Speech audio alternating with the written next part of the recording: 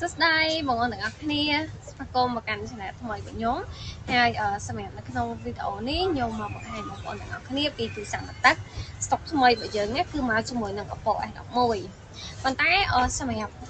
មុនចូលដល់វីដេអូលម្អិតខ្ញុំបញ្ជាក់ជូនបងប្អូនសិនសម្រាប់ទីតាំងលក់របស់ខ្ញុំគឺនៅខាងខេត្តបាត់ដំបងណាបងប្អូនទាំងអស់គ្នាគឺនៅក្នុងផ្សារភូប៉ុយហើយសម្រាប់បងប្អូនតាមប្រាខេត្តក៏យើងមានសេវាផ្ញើបានគ្រប់ខេត្តក្រុង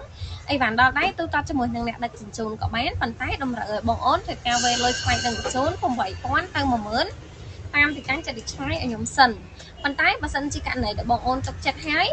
បងប្អូនវេលថ្លៃអីវ៉ាន់ឲ្យខ្ញុំអស់គឺខ្ញុំហ្វ្រីដឹកគ្រប់ខេត្តតែម្ដងហើយសម្រាប់ព័ត៌មានថែបងប្អូនអាចឆាកមកសួរ Facebook និង Telegram ក៏ដូចជាលេខទូរស័ព្ទរបស់ខ្ញុំបានផងដែរណាអូខេអញ្ចឹងយើងចូលមកកាន់វីដេអូរបស់យើងវិញម្ដងសម្រាប់ថ្ងៃនេះគឺខ្ញុំមកជាមួយនឹងស្តុកថ្មី Oppo S11 អានេះ S11 ធម្មតាបងប្អូនទាំងអស់គ្នាមាន S11 Pro ណាតាំងពីដើមនេះមកតែមួយពណ៌ទេបងប្អូនទាំងអស់គ្នាប៉ុន្តែគេមកជាមួយនឹងកាលាំងម៉ាស៊ីនខុសគ្នា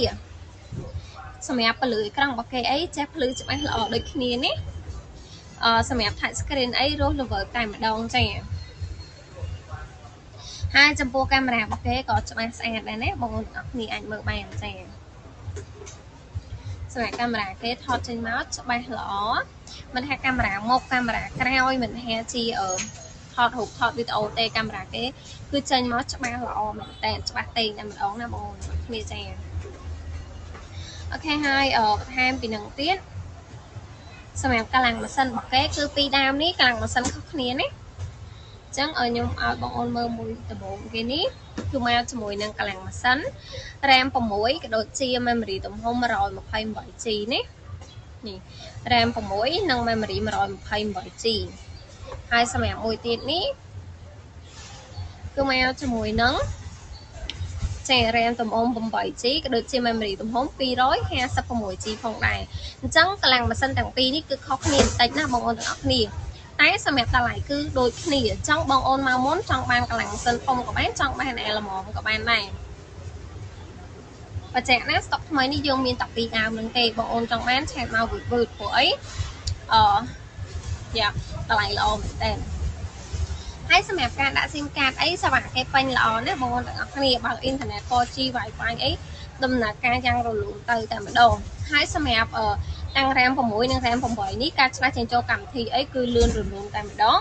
រួមជាមួយនឹង memory ទំហំ 128G ក៏ដូចជា 256G នេះបងប្អូនអាចទុករូបភាពនិងឯកសារបានច្រើនមែនតើបើសម្រាប់រូបភាពវិញគឺរាប់ម៉ឺនរូបទៅតែម្ដងនេះអូខេអញ្ចឹងសម្រាប់ Oppo S11 នៅក្នុងដៃខ្ញុំនេះតាំងពីដើមតាំងពីកម្លាំងម៉ាស៊ីននេះគឺតម្លៃដូចគ្នាគឺមកជាមួយនឹងតម្លៃប៉ុន្តែ$50តែប៉ុណ្ណោះណាសម្រាប់$50បងប្អូនឲ្យលុយខ្មែរគឺ200,000ស្មើអត់ទឹកកតុយទេតែបញ្ជាក់សម្រាប់តម្លៃ200,000នេះបងប្អូនទិញទៅមិនមែនបានតែទូរស័ព្ទទេ